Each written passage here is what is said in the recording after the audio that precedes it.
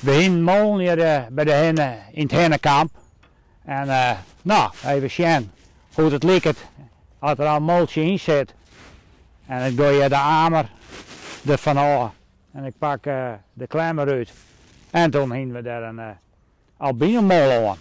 Een zeldzame albinomol waard al een week vong aan de Wedze bij Twiesel. Ja, dat is wel heel bijzonder natuurlijk, want dat komt eigenlijk nooit voor. En ja, die hingen we er nou in. Het is zelfs zo bijzonder dat mollevanger Minder Kloosterman hem er ook over verbaasde. De mollevanger had in zijn leven al heel wat bisjes jongen, maar dit nog niet. Ik heb 100 toen vangt en net één. Net één albino net. Dus dat is heel bijzonder. En die mol op de foto, had dat ik nog een verhaal? Ja, die heb ik alles vangt. Ik weet nog op het heidelandje. En die wien bij de reetachtig.